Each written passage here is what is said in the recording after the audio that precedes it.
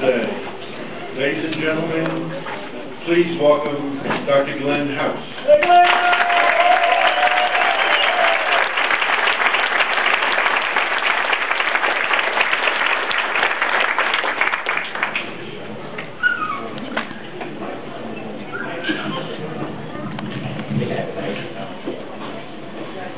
Ladies and gentlemen,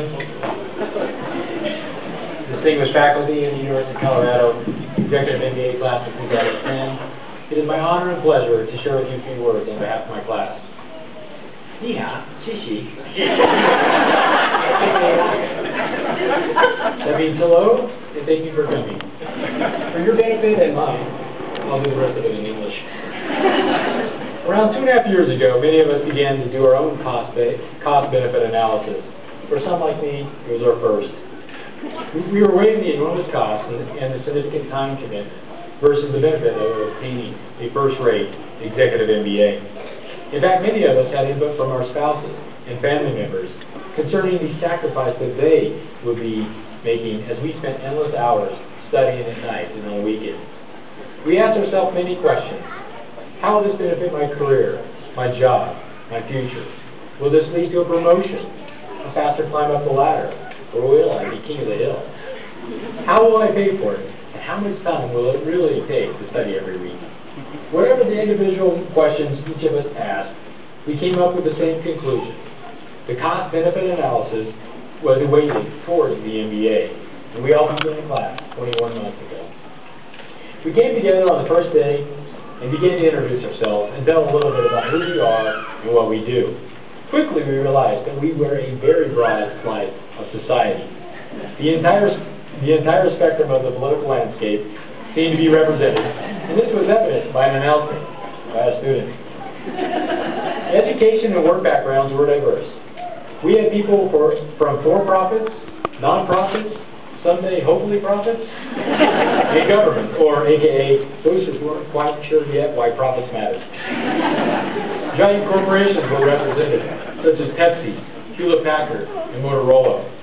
We had several PhDs, graduates from MIT and Stanford, people that were born in Russia, India, Japan, and Brazil. We had engineers, inventors, physicians, a nurse, those involved in alternative energy, marketing, finance, human resource, accounting, sales, and others. But in spite of all these differences and diverse life experiences, we all came together weekly for 2 years with a common goal and commitment: to sacrifice our time and money and to learn as much as we could about the science and art of business. This required us to depend on each other in class, and especially in our small study groups. As in the real world, we saw that different chemistries between people will impact outcomes.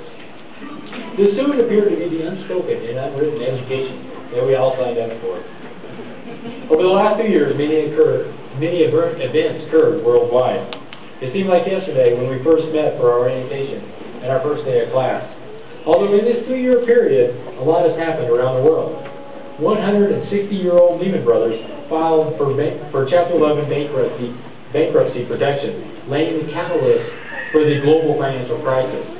The global financial crisis reached a peak and a maximum during our 2 years. The Emergency Economic Stabilization Act was signed into law, creating a $700 billion treasury fund to purchase failing bank assets. We elected our first African-American president. Unemployment reached 10%, near where it is today. 139-year-old financial giant, Goldman Sachs, changed from an investment bank to a commercial bank holding company. We had deaths of many well-known and important people. You decide which. Some of these included Tim Russert, Tony Snow, Michael Gubacki, who invented the coronary artery bypass graft, and Michael Jackson, who invented the moonwalk. Also included news legend Walter Cronkite and Ted Kennedy, and even yesterday, John Wooden, a book we studied in class. The outbreak of the H1N1 influenza strain, commonly referred to as the swine flu, was deemed a global pandemic. Recently and currently, we are suffering the world's greatest environmental disaster, the BP oil spill. And most recently, scientists announced that they had created a functional synthetic genome. Within our class, we also had significant events occurring. First of all, almost everyone surprised, they found out that they had survived Professor Wilcox's accounting class. Similar to after World War II, after our accounting class, we had a baby boom. 5 babies born and 1 on the way. 2 on the way. Promotions occurred throughout the class, and one individual was even promoted just because their boss found out that they would be starting the executive MBA class. One classmate recently became engaged and asked another one to be the best man. The first married couple to enter the executive MBA program started the program together and graduated today with their marriage intact.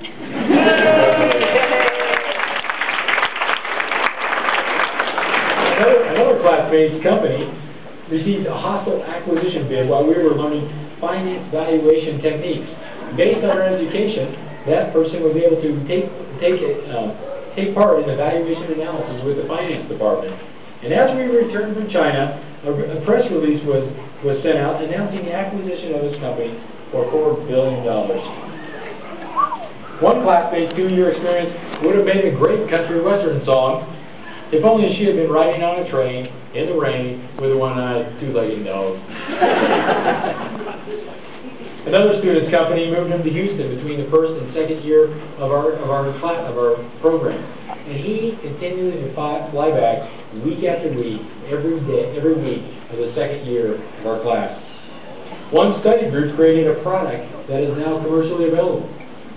Another classmate started a business line based on a business plan for Professor Colbert's class that will come close to $100,000 in revenue the first year. For another person, everything aligned, and she was able to purchase a $28,000 cello. I can't imagine what a $28,000 cello sounds like. Does anybody know? Perhaps Eureka? Eureka?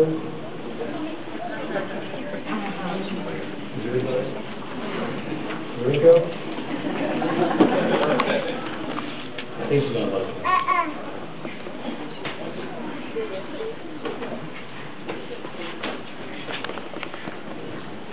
That sounds really good.